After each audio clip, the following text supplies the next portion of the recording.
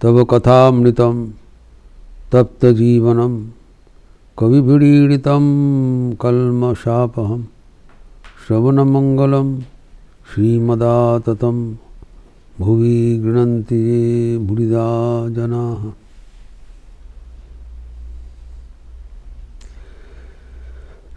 कर्मयोग के बारे में बातचीत हो रहा था।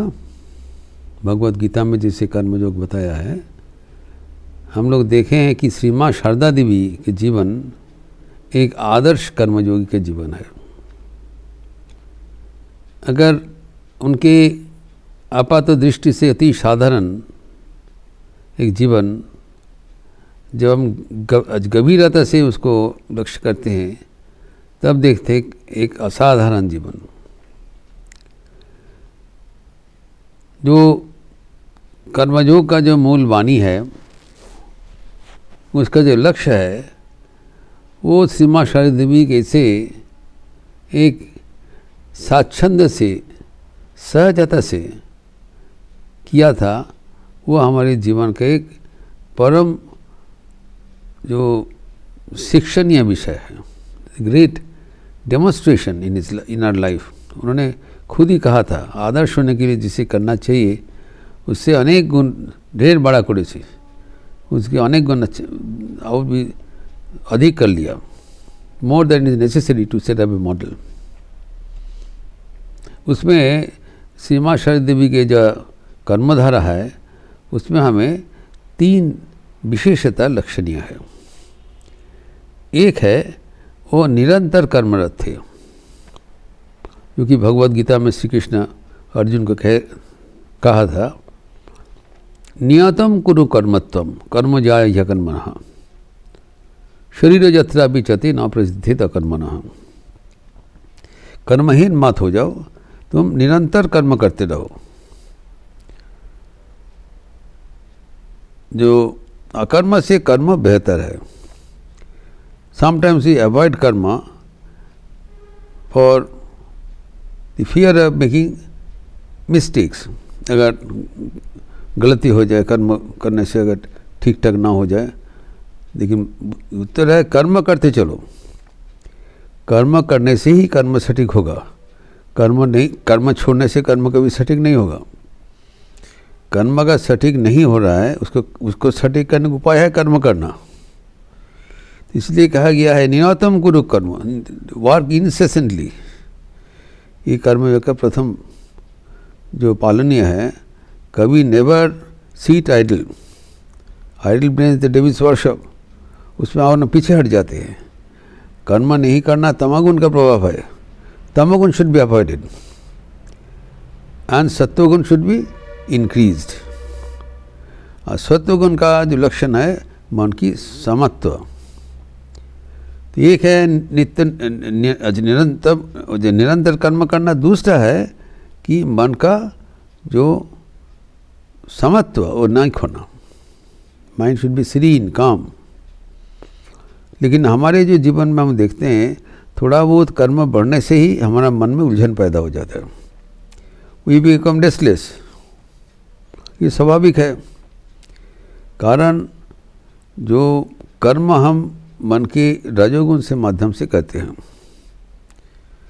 और शास्त्र में कहा गया है कि तमोगुण का प्रभाव रजोगुण से आप उसको ओवरकम करना चाहिए, अतिक्रम करना चाहिए।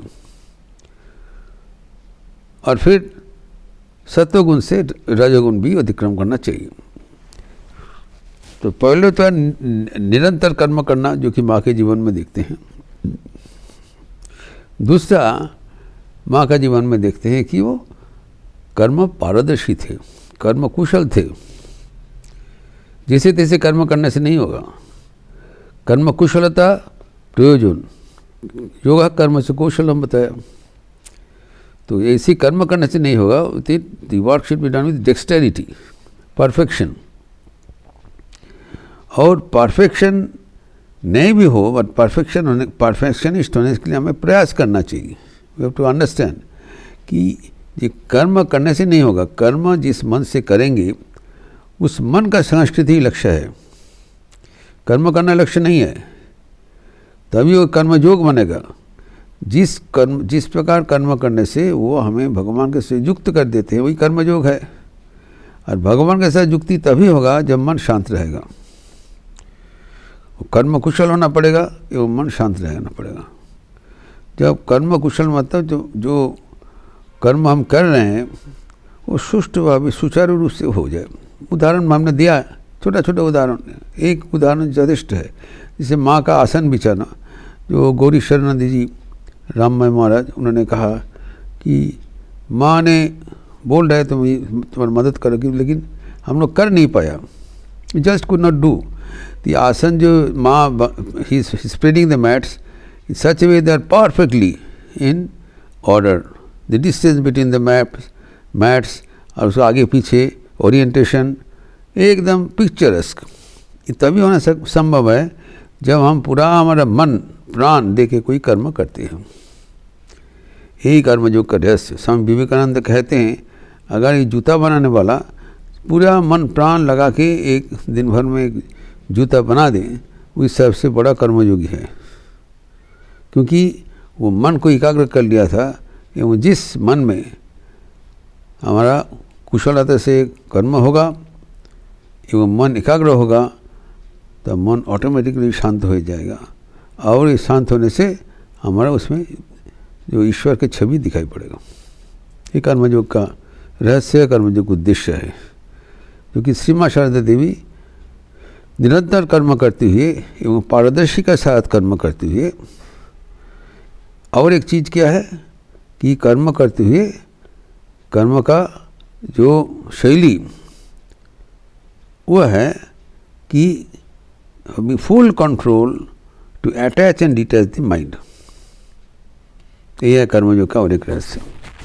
निरंतर कर्म करो एवं जो कुशलता से कर्म करो एवं कर्म करते समय शांत समत्व बजाय रखो।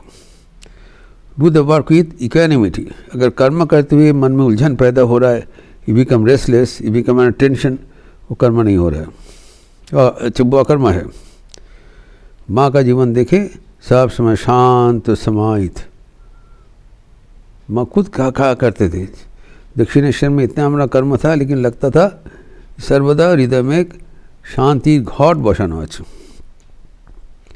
A picture of peace is installed in my heart। एवं रात 3 बजे से सुबह एकदम अर्ली मॉर्निंग 3 बजे से उठ के ध्यान भजन करना टिल 11 साढ़े 11 एट नाइट, राउंड 1 लाख चल रहा है। तो ये कहा जाता है, अगर पूरा मन लगा के कोई कर्म करे तो वो कर्म भी सुष्ठु होगा, डिसिप्लिन होगा, सुचारू होगा, एवं हमारे मन में जो रजोगुण और तमोगुण ये दोनों के हम लोग वर्जन करके सत्व गुण आश्रित करके मन शांत कर सकते हैं। मन शांत करना चाहिए, निरंतर कर्म करना चाहिए एवं कुशलता के साथ कर्म करना चाहिए। तो अभी जो कर्म करते समय हमारा मन अशांत क्यों होते हैं? कारण हम मन निरासक्त होकर हम कर्म नहीं कर सकते हैं। That is the difficulty. कर्म करते समय हमारे मन तो विषय में कर्म का जिस साथ कर्म कर रहे हैं उसके साथ युक्त होना चाहिए, नहीं तो कर्म कैसे करेंगे? तो युक्त होने के बाद हम फिर मन को वियुक्त नहीं कर पाते। This is the difficulty. We know how to switch on, we do not know how to switch off. तो मन का ये शक्ति होना चाहिए कि जब हम इच्छा अनुरूप मन आगे जाके बैठ जाएगा कि पीछे जाके और हट जाएगा। तो it should be left on the command of the person. Then मन तुम इधर से जाओगे, most of us are the victim of our own system. जो हम लोग हमारा प्रकृति के अंडर में बश हो गए। We can not control our mind, we can not control our movements. इसको जो रिवर्ट करना पड़ेगा। You have to take the charge, control. जब चाहे वो मन को एंगेज करेगा, जब चाहिए उसको डिसएंगेज करेगा। Why should you become a slave? अभी जो अवस्था है we are slave, we can not attach और डिटैच एट विल। अगर कभी बोला अटैच करो, अटैच कर सकते हैं, but we can not detach. तब हम डिटैच करना चाहते हैं, डिटैचमेंट नहीं होता है, इससे हमारे मन में क्या होगा, तनाव पैदा होगा, तनाव हो जाएगा। तो इसीलिए मन को शांत समाहित रखने के लिए माँ जो दिखाते हैं वही आदर्श है हमारे शिक्षणीय। The intense attachment if necessary and intense detachment if necessary, ये दोनों हाथ में तलवारी है। तो माँ का जो शैली है कि जब कर्म करोगे, निष्काम रूप से कर्म करोगे तो ठीक है, लेकिन कर्म में पारदर्शिता लाने के लिए उसमें हमें बहुत ध्यान से कर्म करना चाहिए। जो पारदर्शिता तभी आएगा जब हमारा मन को एक लिप्त करना एवं वहाँ से हटा देने का पूर्ण जो कंट्रोल, पूर्ण शक्ति, सामर्थ्य किसी के भीतर होगा। अगर किसी ने इसी करके मन को अटैच और डिटैच कर सकते हैं, बस तब वो कर्मयोग का शिक्षा प्राप्त हो गया और इसके माध्यम से जरूर उनको लक्ष्य प्राप्ति हो जाएगा। तो माँ का जीवन में हम देखते हैं how she is doing the work, every department. तो निरंतर कर्म करते थे, इसमें तो निरुक्ति नहीं है, सुबह शाम सर्वदा एंगेज है। और जो न केवल निरंतर कर्म कर रहे हैं, वो मन को शांत रख के कुशलता के साथ कर रहे हैं। ये कुशलता के साथ वो कर्म करते हैं तो वो एक हो गया, और उसके साथ मन शांत रहेगा, नो टेंशन। जहाँ पर टेंशन है, उलझन है, मन में जो डिस्टर्बेंस है, वो कर्मयोग नहीं है। कर्मयोग मतलब कर्म करते हुए भगवान के साथ युक्त हो जाएंगे। भगवान के साथ युक्ति का एक लक्षण है, हम मन में शांति प्राप्त होती है। नास्ति बुद्धि अयुक्त न चयुक्त भावना न चा भावत शांति अशांत कुत सुखम। तो शांति होना चाहिए, मन में संतुलन होना चाहिए। ये कर्मयोग करते हुए एक अभ्यास करने से होगा। भगवान श्री कृष्ण कहते हैं अभ्यास एवं वैराग्य, इससे मन संयुक्त हो जाएगा। अभी ये जो मन का जो अवस्था करके आदर्श कर्मयोगी के रूप से कर्म करना, वो श्री माँ शारदा देवी बताया, वो हमारे सामने एक दृष्टांत है, ज्वलंत दृष्टांत। इसके आगे हम देखते हैं कि श्री रामकृष्ण इतने समाधिवान पुरुष होते हुए भी मन अधिकांश समय समाधि का आकाश में वो विचरण करते हैं श्री रामकृष्ण। एवं इतने मुहुर्मुहु समाधि लाभ के अतिरिक्त वो आदर्श कर्म योगी था। ठाकुर के जीवन, अनूठा जीवन, सब विभिन्न विषय में जो पारदर्शिता ठाकुर लाभ किया था, वह है कि एक अद्भुत जीवन जिसको प्रशंसा स्वामी विवेकानंद उनके आरत्रिक भजन में किया था। एवं वो ठाकुर के जो कर्मयोग का जो रहस्य, वो हमें सबको चर्चा करना जरूरी है, कारण कर्म हमें करना ही पड़ेगा।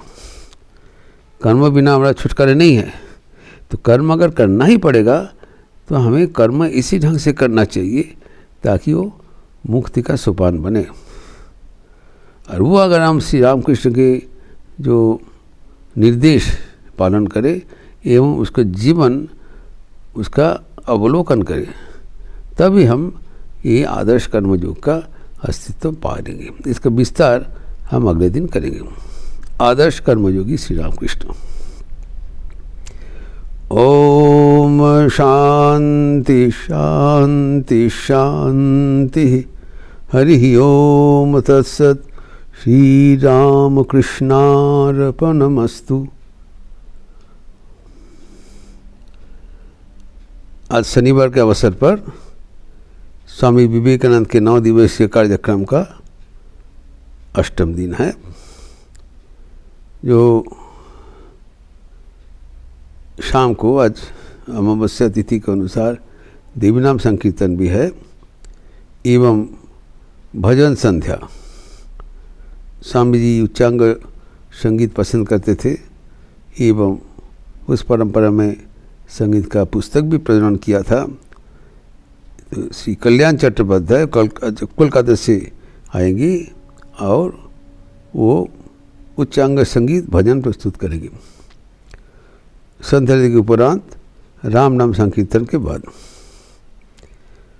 तो आज हो जाने से फिर कल आखिरी दिन है स्वामी जी का जन्मोत्सव का। तो ये अमावस्या का ये थे, देवी नाम संकीर्तन होगा आज का अवसर पर, और उसके बाद में जो भजन होगा। स्वामी जी उच्चांग संगीत पसंद करते थे, तो उच्चांग संगीत होगा कल्याण चट्टोपाध्याय से। वो कोलकाता दूरदर्शन का एक कलाकार है। आप लोग सब स्वागत है। अच्छे रहिए, स्वस्थ रहिए, आनंद में रहिए। नमस्कार।